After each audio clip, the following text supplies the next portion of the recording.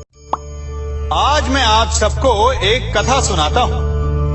एक दिन प्रातः एक व्यापारी अपने घर से निकला। घर से निकलते ही एक बिल्ली ने उस व्यापारी का मार्ग काट दी। व्यापारी घबरा गया। वो फिर से घर लौट गया और शुभ घड़ी की प्रतीक्षा करने लगा। और जब वो पुनः अपने घर से निकला तब वो वाहन जा चुका था जिससे राजा तक पहुंचकर उसे भेंट देनी थी। राजा को भेंट नहीं मिली। राजा क्रोधित हो गए। राजा ने उस व्यापारी का व्यापार बंद करवा दिया। इस कारण व्यापारी क्रोधित होकर घर पर अपनी पत्नी से लड़ बैठा। पत्नी अपने बच्चों समेत मैके वापस चली गई और उस व्यापारी के जीवन में यदि कुछ रह गया था तो केवल अंधकार। और इन सब का कारण वो उस बिल्ली को मानता रहा जिसने उसका मार्ग काटा था। ऐसा ही एक दूसरा व्यापारी राजा को भेंट देने निकला और उस व्यापारी का मार्ग भी एक बिल्ली ने काट दिया। वो व्यापारी तनिक घबराया, परंतु उसने आगे बढ़ना अधिक उचित समझा। राजा तक वो समय पर पहुंचा। उसने राजा को भेंट दी। राजा प्रसन्न हुए और राजा ने व्यापारी को अपना व्यापार बढ़ाने की अनुमति दी, स्वर्ण आभूषण दी। जब व्यापारी घर पर पहुंचा तो पत्नी को आभूषण और अपने बच्चों को देने के लिए वस्त्र थे उसके पास। हर ओर प्रसन्नता थी। समझ रहे हैं ना? दोनों के साथ एक ही प्रकार की घटना हुई, परंतु दोनों की प्रतिक्रिया भिन्न थी। ऐसा ही हमारा जीवन भी है। हमारे जीवन में प्रारब्ध का अपना स्थान है, परंतु उससे कई अधिक महत्वपूर्ण हमारी प्रतिक्रिया, हमारे सोच का प्रभाव है। क्योंकि यही हमारे जीवन को आकार देते हैं। इसलिए अपनी सोच को सकारात्मक रखिए। आपका जीवन सदैव आनंदमय रहेगा। आप इन दो पात्रों को देख रहे हैं। मेरे इस पात्र में जल है और ये पात्र मिष्ठान से भरा हुआ है। दोनों ही पात्र भरे हैं, परंतु देखिए, मिश्री को जल में मिला दिया।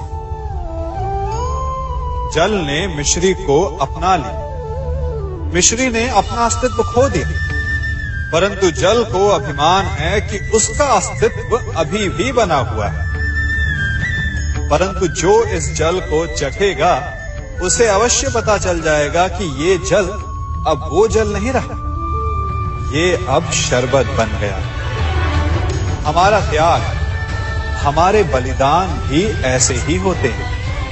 जो इस बात को अनुभव करते हैं वो समझ सकते हैं कि कैसे हमने समय की धारा को बदल दिया। जो बलिदान देते हैं उनका अस्तित्व कभी नष्ट नहीं होता, अपितु उनका बलिदान संसार में कुछ ना कुछ परिवर्तन अवश्य लाता है। हम सभी कभी ना कभी, कहीं ना कहीं अपने जीवन में यात्रा अवश्य करते हैं। हमारी यात्रा में कभी पक्के रास्ते आते हैं तो कभी कच्चे रास्ते। पक्के रास्ते मनुष्य बनाता है और कच्चे रास्ते जानते हैं कैसे बनते हैं? चलते चलते बन जाते हैं।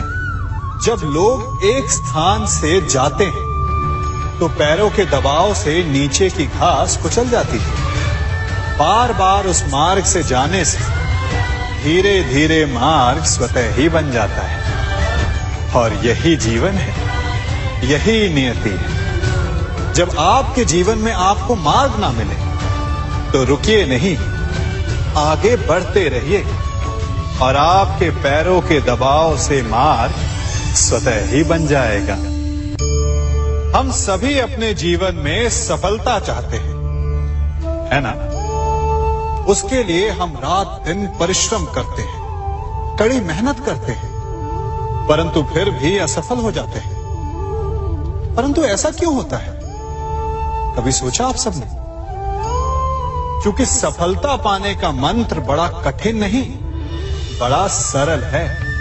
उचित विचार, उचित समय उचित स्थान पर उचित प्रहार। जब आपके विचार, समय, स्थान और प्रहार यानी परिश्रम उचित हैं, तो सफलता आप ही को मिलेगी। जिस प्रकार एक लोहार लोहे से कुछ बनाते समय उस लोहे के सही ताप तक के आने की प्रतीक्षा करता है और समय आने पर उचित स्थान पर पर्याप्त बल से प्रहार करता है और लोहा आकार ले लेता है, ठीक उसी प्रकार आपकी सफलता भी आकार लेती है। हम सभी को अपने जीवन में कभी ना कभी निराशा मिलती है, असफलता मिलती है और अधिकतर लोग इसके पश्चात भाग्य का रोना लेकर बैठ जाते हैं। कुछ कहते हैं कि जिस स्थान पर मैं हूं उससे कई ऊंचे स्थान पर होने के योग्य था, परंतु नहीं जा पाया। किसी को पीड़ा है कि उसे जो मिलना चाहिए था वो उसे नहीं मिला, भाग्य ही बुरा था। भाग्य क्या होता है? भाग्य वन में खिला पुष्प देवताओं को चढ़ाया जाएगा, या किसी सुंदरी की वेणी में वो सजेगा, या फिर उसे कुचलकर उत्पाद बना दिया जाएगा। ये सब एक पुष्प के नियंत्रण में नहीं होता, परंतु जब तक उस पुष्प का अस्तित्व है, सुगंध बिखेरना उसके वश में अवश्य है। परंतु भाग्य हमारे वश में नहीं, और जो हमारे वश में नहीं उसके लिए दुखी होने से क्या होगा? कर्म पर वश है, वो कीजिए और धीरे धीरे भाग्य आपके वश में आ जाएगा, क्योंकि कर्म ही प्रधान है। सम्मान। मनुष्य के जीवन में सम्मान का बहुत अधिक महत्व है। वो उसे अपने हृदय, अपने मन से जोड़कर रखता है। कदाचित इसीलिए हम शत्रु के सम्मान पर चोट पहुंचाते हैं, ताकि उसे पीड़ा पहुंचाई जा सके। परंतु ऐसा करने से सावधान रहे मित्रों। शरीर पर लगी चोट मनुष्य भुला सकता है, परंतु उसके सम्मान को लगी चोट उसे जीवन भर पीड़ा देती है। और स्त्री के मान सम्मान पर लगी चोट उसे उस सीमा तक ले जाती है जहां उसे केवल प्रतिशोध दिखाई देता है। यदि अपने शत्रुओं को जीतना है तो प्रेम से जीतिए, अपने कर्मों से जीतिए।